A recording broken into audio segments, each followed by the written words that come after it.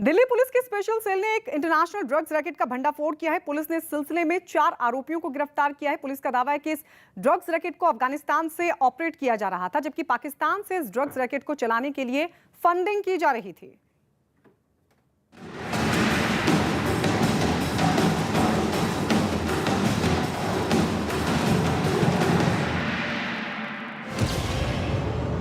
International drugs racket का पर्दाफाश। 2,500 करोड़ के ड्रग्स बरामद। अफगानिस्तान से ऑपरेट हो रहा था रैकेट। पाकिस्तान से भी जुड़े ड्रग्स रैकेट के तार। ये नशे की दुनिया के वो गुनहगार हैं जो हजारों करोड़ की ड्रग्स को अलग अलग ठिकानों पर पहुंचाने की कोशिश में जुटे थे, लेकिन इससे पहले कि ये अपने मंसूबों में कामयाब हो पाते, स्पेशल सेल ने ड्रग्स गैंग के इन मोहरों को सबूत के साथ धर दबोचा। न्यूज 18 के आनंद तिवारी की खबर के मुताबिक पुलिस ने करीब 350 किलो हीरोइन जब्त की है।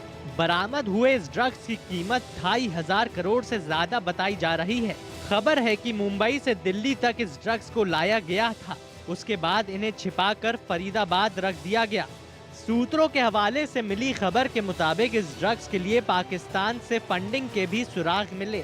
बताया जा रहा है कि हजारों करोड़ की इस ड्रग्स का सीधा कनेक्शन अफगानिस्तान से है। पहले इसे ईरान के बंदरगाह तक कंटेनर में पहुंचाया गया, उसके बाद समुद्री रास्ते से ड्रग्स को मुंबई तक पहुंचाया गया। दिल्ली पुलिस की स्पेशल सेल ने ड्रग्स रैकेट से जुड़े 4 आरोपियों को गिरफ्तार किया है। यानी कि 354 केजी हेरोइन है। ये हाई प्योरिटी की अफगान ओरिजिन की हेरोइन है। न्यूज 18 के आनंद तिवारी की खबर के मुताबिक गिरफ्तार किए गए 2 आरोपी पंजाब से ताल्लुक रखते हैं। तीसरा आरोपी जम्मू कश्मीर के अनंतनाग का है, जबकि चौथा आरोपी अफगानिस्तान का रहने वाला है। जानकारी के मुताबिक 2 आरोपियों को फरीदाबाद से गिरफ्तार किया गया है। एक आरोपी की गिरफ्तारी राजधानी दिल्ली से की गई है।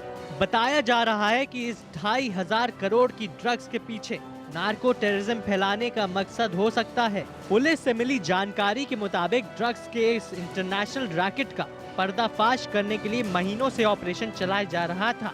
कंटेनर्स में डालकर इसको ईरान के पोर्ट्स में लाया जाता है और वहाँ से मुंबई बाय शिप इसको लाया जा रहा था। इस ऑपरेशन में 4 लोगों को गिरफ्तार किया गया है। दरअसल दिल्ली पुलिस की स्पेशल सेल ने ड्रग्स के अब तक के जिस सबसे बड़े सिंडिकेट का भंडाफोड़ किया है, उसके तार अफगानिस्तान और पाकिस्तान से जुड़े बताए जा रहे हैं। अफगानिस्तान में बैठे ड्रग्स माफिया इस ड्रग्स सिंडिकेट को ऑपरेट कर रहे थे और पाकिस्तान से ड्रग्स के कारोबार के लिए बाकायदा फंडिंग की जा रही थी।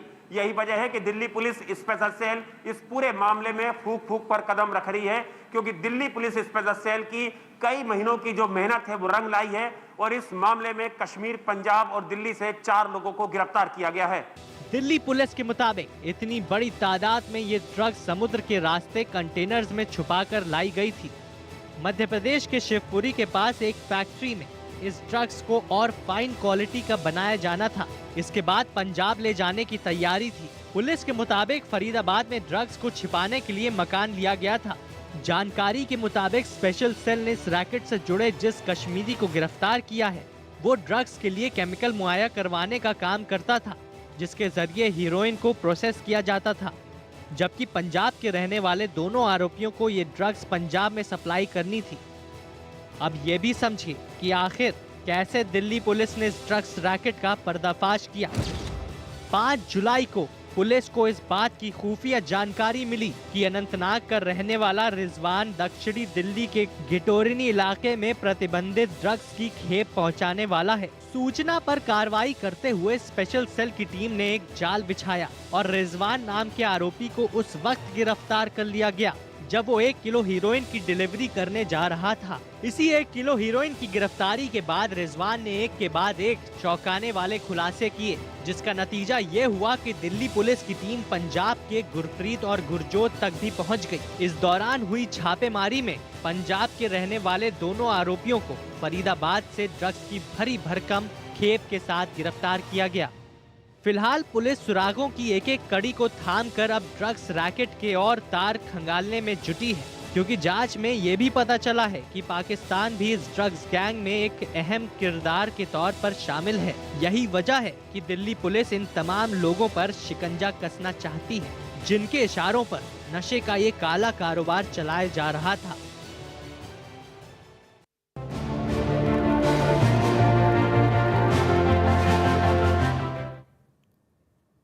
उत्तर प्रदेश में आज ब्लॉक प्रमुखों के लिए चुनाव हुए। इस दौरान कई जगहों पर हिंसा भी हुई। इन चुनावों में 349 सीटों पर पहले ही निर्विरोध चुनाव हो चुका है। इस बीच उत्तर प्रदेश के इटावा, बाराबंकी और कानपुर समेत कई जगहों पर बवाल हुआ। यूपी में चुनाव की अराजकता, ब्लॉक प्रमुख चुनाव में बवाल, चुनाव के दौरान कई जगह हिंसा। यूपी में ब्लॉक प्रमुख के लिए मतदान और फिर वोटों की गिनती के दौरान कई जगहों से हंगामे की तस्वीरें सामने आईं। अमरोहा, हमीरपुर, कानपुर, सिद्धार्थनगर में मतदान केंद्रों के बाहर जमकर बवाल हुआ। कानपुर में मतदान केंद्र के बाहर नारेबाजी हुई तो हमीरपुर में कई गाड़ियों में तोड़फोड़ की गई। वहीं सिद्धार्थनगर में दो पक्षों में भिड़ंत हो गई और जमकर मारपीट हुई। सुल्तानपुर और अयोध्या से भी झड़प की खबरें आईं।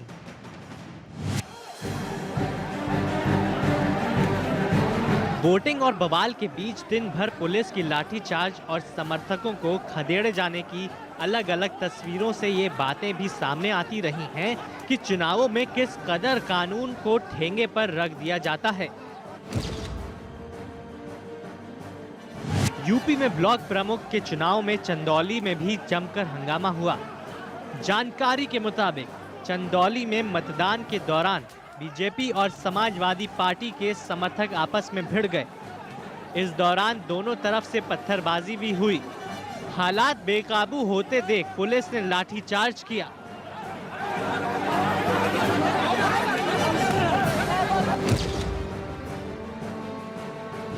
जबकि हमीरपुर के सुमेरपुर ब्लॉक में मतदान केंद्र के बाहर समाजवादी पार्टी और बीजेपी के कार्यकर्ताओं के बीच जमकर बहस हो गई और थोड़े ही देर में हालात इस कदर बिगड़े कि नौबत तोड़फोड़ तक पहुंच गई।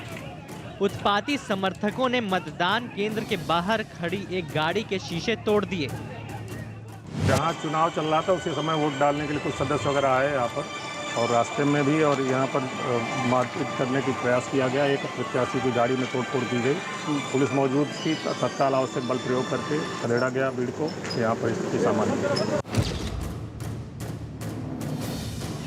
हंगामे की खबर कानपुर से भी सामने आई।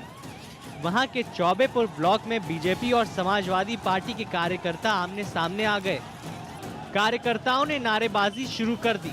इस दौरान वहां मौजूद पुलिस वालों ने उन्हें समझाने की कोशिश की।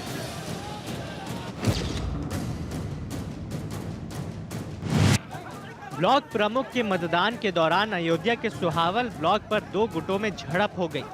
आरोप लगाया गया कि बीजेपी कार्यकर्ताओं ने दूसरे पक्ष का होने के शक में एक लड़के की पिटाई कर दी। उधर मुजफ्फरनगर के बुढ़ाना ब्लॉक में भी मतदान के दौरान धक्का मुक्की हो गई।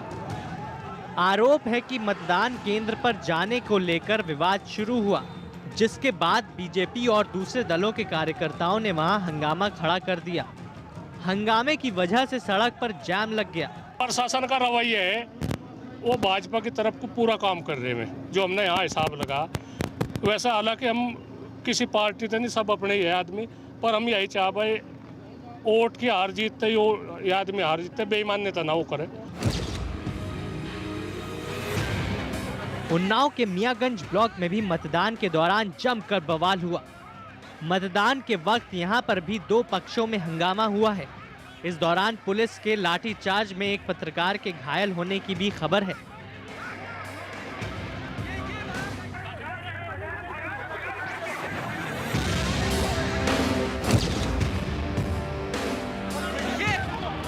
यूपी के अमरोहा में ब्लॉक प्रमुख के मतदान के दौरान झड़प हो गई। बताया गया कि चुनावी रंजिश में बीजेपी और समाजवादी पार्टी के कार्यकर्ताओं के बीच मारपीट हुई।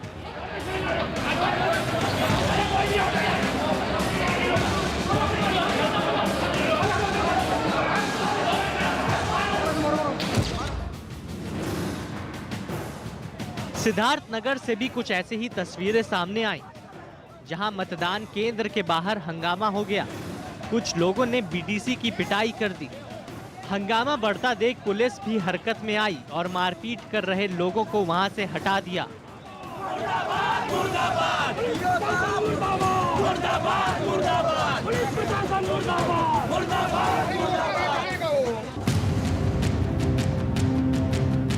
यूपी में ब्लॉक प्रमुख के नामांकन के दौरान हुई हिंसा के लिए समाजवादी पार्टी ने राज्य सरकार पर हमला बोला। प्रदेश में जिला पंचायत के चुनाव में, ब्लॉक प्रमुखों के चुनाव में योगी सरकार ने लोकतंत्र की धज्जियां उड़ा के रख दी। अपहरण, हत्या, फर्जी मुकदमे, बहनों की साड़ियां खींची जा रही हैं। योगी सरकार में कैबिनेट मंत्री नंद गोपाल गुप्ता ने ब्लॉक प्रमुख चुनाव में बीजेपी की भारी जीत का दावा किया। साथ ही उन्होंने समाजवादी पार्टी के आरोपों पर भी पलटवार किया कि गुंडों और अपराधियों के खिलाफ कार्रवाई की जा रही है। गुंडों अपराधियों के खिलाफ कार्रवाई करते हुए एक कीर्तिमान बनाया है माननीय मुख्यमंत्री योगी आदित्यनाथ जी ने, जो आज पूरा देश योगी मॉडल को सराहता है। इसी बीच उत्तर प्रदेश के मुख्यमंत्री योगी आदित्यनाथ ने आदेश दिया है कि यूपी में ब्लॉक प्रमुख चुनाव के प्रत्याशियों को सुरक्षा दी जाएगी।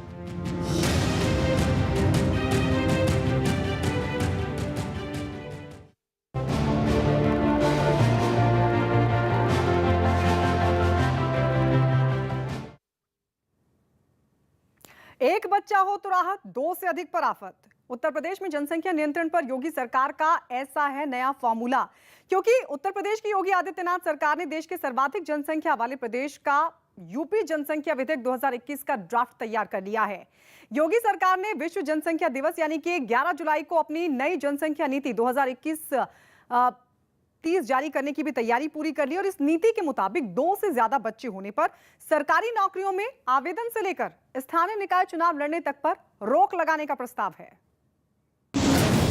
एक बच्चे पर सरकारी राहत, ज्यादा बच्चे हैं तो होगी आफत। यूपी में जनसंख्या नियंत्रण पर नई नीति,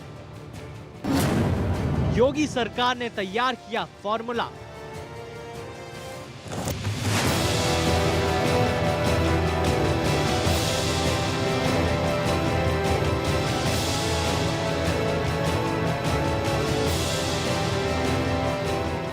उत्तर प्रदेश की सरकार नई जनसंख्या नीति लाने की तैयारी में है। नए जनसंख्या नियंत्रण कानून को लेकर ड्राफ्ट तैयार कर लिया गया है। जनसंख्या नियंत्रण कानून को लेकर योगी सरकार ने फॉर्मूला तैयार कर लिया है। यूपी जनसंख्या विधेयक 2021 का ड्राफ्ट तैयार करके उसको वेबसाइट पर अपलोड कर दिया गया है और जनता से 19 जुलाई तक राय मांगी गई है। यह एक बहुत ही दूरगामी निर्णय है और देश और प्रदेश सभी जगह सबका बहुत इसके लिए व्यापक समर्थन मिल रहा है। और आज की आवश्यकता है कि जनसंख्या नीति आ जाए और सब लोग जिस प्रकार से देश के सामने चुनौतियां खड़ी हो रही हैं उसका मिल करके मुकाबला करें। राज्य विधि आयोग अध्यक्ष न्यायमूर्ति एएन मित्तल की देखरेख में ये मसौदा तैयार किया गया है। आयोग ने इस मसौदे पर लोगों की आपत्तियां व सुझाव भी मांगे हैं, जो 19 जुलाई तक आयोग को ईमेल या फिर डाक के जरिए भेजे जा सकते हैं। अगर योगी सरकार इस फॉर्मूले को हरी झंडी दे देती है तो फिर यूपी में जनसंख्या नियंत्रण की दिशा में बड़ा कदम माना जाएगा। ड्राफ्ट में जो प्रावधान किए गए हैं उसमें इंसेंटिव्स, प्रोत्साहन और डिसइंसेंटिव्स हैं। इंसेंटिव्स में आप कह सकते हैं कि जो व्यक्ति स्वेच्छा से नसबंदी कराता है उस व्यक्ति को, अगर सरकारी सेवक है तो उसको 2 अतिरिक्त वेतन वृद्धि मिलेंगी, उसको विकास प्राधिकरण के मकानों में आवंटन में वरीयता मिलेगी, निःशुल्क शिक्षा मिलेगी, निःशुल्क चिकित्सा मिलेगी। वन चाइल्ड पॉलिसी स्वीकार करने वाले बीपीएल श्रेणी के माता पिता को विशेष तौर पर प्रोत्साहित करने का प्रस्ताव है। जो माता पिता पहला बच्चा पैदा होने के बाद ऑपरेशन करा लेंगे उन्हें कई तरह की सुविधाएं दी जाएंगी। पहला बच्चा बालक होने पर 80,000 रुपए और बालिका होने पर 1 लाख रुपए की विशेष प्रोत्साहन राशि दी जाएगी। ऐसे माता पिता की पुत्री उच्च शिक्षा तक निःशुल्क पढ़ाई कर सकेगी, जबकि पुत्र को 20 वर्ष तक निःशुल्क शिक्षा मिलेगी। आयोग ने 2 से ज्यादा बच्चों के माता पिता को कई तरह की सुविधाओं से वंचित करने का प्रस्ताव रखा है। यहाँ तक कि ऐसे लोगों को स्थानीय निकायों का चुनाव तक लड़ने से रोकने, सरकार से मिलने वाली सब्सिडी बंद किए जाने, सरकारी नौकरियों के लिए आवेदन करने पर रोक लगाने तथा सरकारी नौकरी कर रहे लोगों को प्रोन्नति से वंचित करने का प्रस्ताव है। इसको लागू करा जाएगा और उसको नए सिरे से देखा जा रहा है, क्योंकि जो समय अवधि थी वो खत्म हुई है, तो फिर से एक दफे उसको देखते हुए नई लागू करनी है और हम लोग उस पर पूरा मंथन चल रहा है और जल्द ही मुख्यमंत्री जी उसको अनाउंस करेंगे। कानून के मौजूदा ड्राफ्ट के मुताबिक ये विधेयक राजपत्र में प्रकाशन की तारीख से 1 साल बाद लागू होगा। 1 से अधिक शादियां करने वाले दंपतियों के लिए खास प्रावधान किए हैं। अगर कोई व्यक्ति 1 से अधिक शादियां करता है और सभी पत्नियों से मिलाकर उसके 2 से अधिक बच्चे हैं, तो वे भी सुविधाओं से वंचित होगा। प्रदेश की सरकार की मंशा साफ है, सबका साथ सबका विकास और सबके विश्वास की नीति पर उनको देश की मुख्य धारा से जोड़ना और मुस्लिम समाज को टोपी से टाई की तरफ ले जाने का प्रयास ये हमारा है, इनका नहीं है। 2 बच्चे के नियम का पालन करने वाले सरकारी कर्मचारियों को अतिरिक्त रूप से पूरी सेवा के दौरान 2 अतिरिक्त वेतन वृद्धि, पूरे वेतन और भत्ते के साथ 12 महीने का मातृत्व या पितृत्व अवकाश और मुफ्त स्वास्थ्य देखभाल सुविधा और जीवन साथी को बीमा कवरेज मिलेगा। 1 बच्चे वाले कर्मचारी को 4 अतिरिक्त इंक्रीमेंट दिए जाएंगे।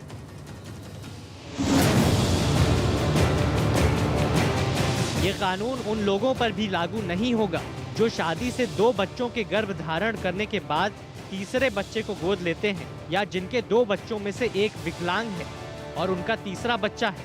यदि एक या दोनों बच्चों की मृत्यु हो जाती है तो तीसरे बच्चे को गर्भ धारण करने वाले जोड़े को कानून का उल्लंघन नहीं माना जाएगा। कानून की प्रस्तावना कहती है यूपी में सीमित संसाधन हैं। ऐसे में ये जरूरी है कि किफायती भोजन, सुरक्षित पेयजल, आवास, शिक्षा तक पहुंच सभी की हो। उत्तर प्रदेश सरकार इस मसौदे को लेकर अब सियासत गरमाने लगी है। हम छोटे परिवार के जनता नियंत्रण के पक्ष में हैं, लेकिन जोर जबरदस्ती, बगैर जानकारी के, बगैर विचार विमर्श के, जल्दबाजी में ऐसे कानूनों को लाए जाने के पक्षधर भी नहीं। कांग्रेस ने इस मसौदे को लेकर सरकार की नीयत पर सवाल खड़े किए हैं। जिस जनसंख्या के भरोसे, जिस जनसंख्या को देखकर आपकी बाछें खिल जाती है जब आप वोट मांगते हैं, वही जनसंख्या आपके लिए अभिशाप बन गई है, क्योंकि आपने शिक्षा का बजट काटा है, आपने स्वास्थ्य का बजट कम कर दिया है, आपने इस जनसंख्या को अभिशाप इसलिए बना दिया क्योंकि इनके पास नौकरी नहीं है आज करने को। बहरहाल सियासी गहमा गहमी के बीच उत्तर प्रदेश की योगी सरकार की दलील है कि सभी प्रस्ताव जनसंख्या वृद्धि पर नियंत्रण करके नागरिकों को बेहतर सुविधाएं मुहैया कराने के उद्देश्य से तैयार किए गए हैं। लिहाजा जनता से मांगे गए सुझावों के बाद इसे अमल में लाने की तैयारी होगी।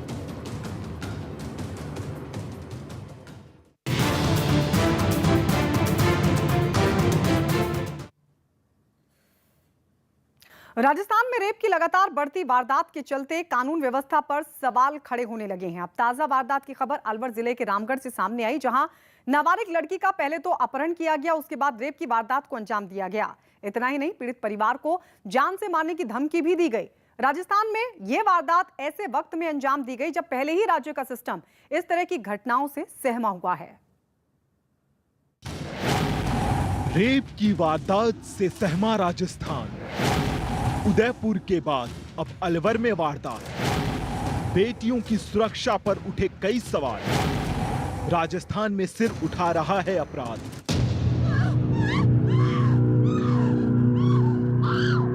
राजस्थान में घट रही एक के बाद एक रेप की घटनाओं ने सिस्टम पर सवाल खड़े कर दिए हैं। 4 लड़के थे, सबने मेरे साथ बुरा था। खबर अलवर जिले के रामगढ़ इलाके से आई है, जहां एक नाबालिग लड़की का पहले तो 4 लोगों ने अपहरण किया, उसके बाद किशनगढ़ के जंगलों में गैंग रेप की जघन्य वारदात को अंजाम दिया। खुद सुनिए उस पीड़ित की जुबानी जिसके साथ ये दरिंदगी की गई। उन्होंने कही तेरा बाप को नंबर था, मेरा बाप से कही अब तेरी लड़की हमारे पास है तो कहीं लेके ना आना, नहीं तेरी लड़की हम गोली सुला देंगे। दरअसल ये वारदात 5 जुलाई को उस वक्त की है जब पीड़ित लड़की अपने घर से पानी लेने के लिए निकली थी। इसी दौरान कार में आए 4 लोगों ने लड़की को जबरन गाड़ी में बैठा लिया, जिसके बाद किशनगढ़ के सुनसान जंगलों के बीच लड़की के साथ सामूहिक बलात्कार किया गया। इस दौरान ग्रामीणों ने 3 आरोपियों को तो पकड़ लिया, लेकिन चौथा आरोपी मुश्ताक पीड़ित को अपने साथ लेकर फरार हो गया। इस दौरान आरोपियों ने पीड़ित पिता को मोबाइल पर जहां मामले को दबाने की धमकी दी, बल्कि ये भी कहा कि अगर उन्होंने मामले को जल्द से जल्द नहीं दबाया तो उन्हें मौत के घाट उतार दिया जाएगा। घर से पानी के लिए मतलब बोरिंग पे जा रही थी तो पीछे से एक कार आई, उसमें 4 लोग थे। मेरी लड़की को पीछे से कोड़ी में भरकर गाड़ी में पटक लिया। फिलहाल इस मामले में पुलिस ने पीड़ित की शिकायत के बाद अपनी जांच शुरू कर दी है। रामगढ़ में आज सुबह एक FIR 4 लोगों के खिलाफ आई है, जिसमें लड़की की उम्र 16 वर्ष है और 4 अलग अलग लोगों पर आरोप लगाए हैं, जिसमें उसका मेडिकल बोर्ड से मेडिकल करवाया जा रहा है और बयान दर्ज कर शीघ्र कार्रवाई की जाएगी। उधर राजस्थान के ही उदयपुर में भी दरिंदगी का पर्दाफाश हुआ है। पुलिस की गिरफ्त में बैठे इस शख्स पर आरोप है कि इसने अपने दोस्त के साथ मिलकर एक नाबालिग के साथ कई महीनों तक बलात्कार किया। जान से मार देने की धमकी के चलते पीड़ित चुप रही, लेकिन लड़की के साथ इस घिनौनी वारदात का खुलासा उस वक्त हुआ जब तबीयत बिगड़ने पर लड़की को अस्पताल ले जाया गया। अस्पताल में पता चला कि लड़की 4 महीने से गर्भवती है। इस मामले में पुलिस ने 2 आरोपियों को गिरफ्तार कर लिया है। मेरे थाने की अलग अलग टीमें बनाई गई। मुलजिम जो मेन अभियुक्त है मांगीलाल पिता रूपलाल, उसकी गिरफ्तारी की गई है, जिसमें एक बाल अपचारी भी है, उसको भी डिटेन किया गया है। राजस्थान में रेप की ऐसी ही घटनाओं ने इसलिए सनसनी पैदा कर दी है क्योंकि बीते 6 महीने में यहाँ रेप की वारदात में 30% इजाफा हुआ है। पिछले 30 दिन में राजस्थान में रेप के 561 मामले दर्ज किए गए हैं। अकेले अलवर जिले की बात करें तो यहाँ 10 दिन में रेप के 8 मामले सामने आए हैं। इस साल जून में सबसे ज्यादा रेप की घटनाएं सामने आई हैं। 6 महीने में दुष्कर्म की वारदातें 30% बढ़ गई। पिछले 30 दिन में ही 550 केसेस आए। पिछले 30 दिन के अंदर 550 केस। एक भूखी महिला जो खाना मांग रही हो, उसके साथ में लॉकडाउन में रेप होता है। जयपुर में छत पे कपड़े सुखाने गई एक लड़की को उठा के ले जाते हैं। आप राजस्थान आए तो बस स्टैंड पे खड़े मत होइएगा अकेले, क्योंकि अलवर में उठा के ले गए। यही वजह है कि राजस्थान महिला आयोग की पूर्व अध्यक्ष भी राजस्थान के सिस्टम पर सवाल उठा रही हैं। आश्चर्य तब होता है कि अलवर में एक समुदाय विशेष के लोग उठा के एक 16 साल की बालिका को ले जाते हैं, गैंग रेप करते हैं। गोबुंदा जैसे कस्बे में जाके वहाँ बलात्कार होता है, 12 में होता है, हाईवे पे महिला पति के साथ जा रही उसके साथ गैंग रेप होता है। सीकर, झुंझुनू, कोई ऐसा जिला नहीं है जहां आपको ये खबरें ना मिल।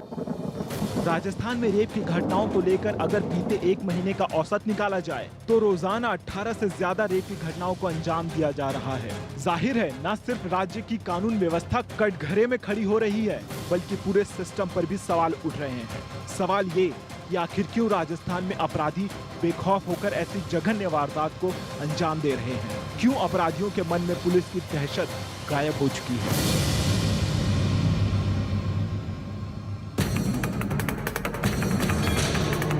जगह उत्तराखंड में देवी का एक धाम। दावा, एक श्राप से इंसान बन